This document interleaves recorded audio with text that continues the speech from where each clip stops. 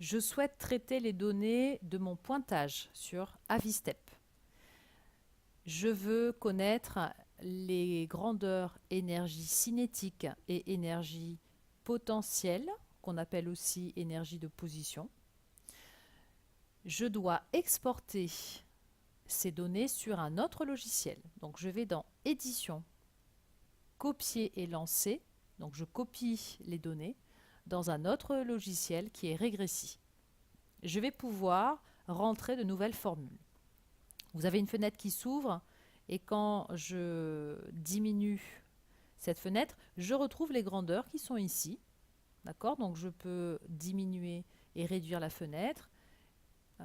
Je vais réduire surtout sur Avistep et je reprends Regressi avec les grandeurs. Voilà. Donc je vais aller sur grandeur, tableau. Voilà, je les retrouve ici, mais sous un autre logiciel.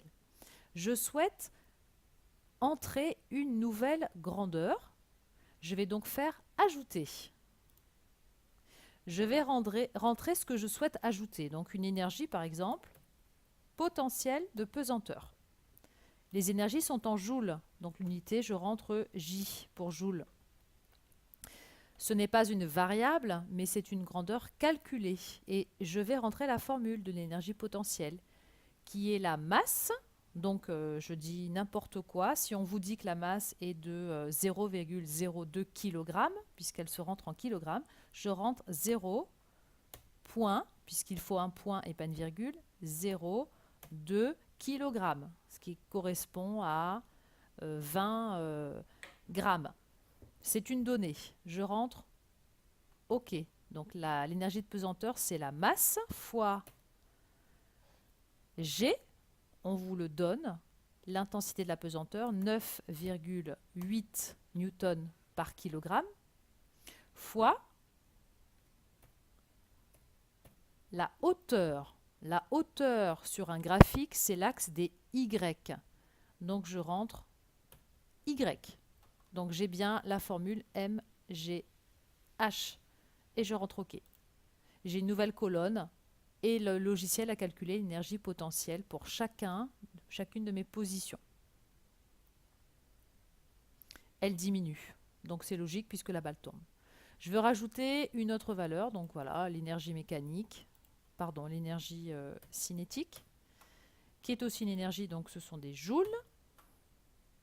C'est une grandeur calculée et la formule que vous connaissez, 1/2, donc je peux rentrer 0,5, fois la masse, donc on vous dit dans la donnée que c'était 0,02 kg,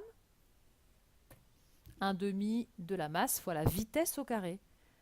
La vitesse, je vous rappelle, qui était notée VY, puisqu'elle n'influe que sur l'axe des Y. Hein, la balle est en chute. Donc je vais mettre VY au carré. Alors je ne m'embête pas, hein, je fais VY fois VY. J'ai rentré donc 1/2 fois la masse fois VY au carré. Ça marche. J'ai donc les deux énergies.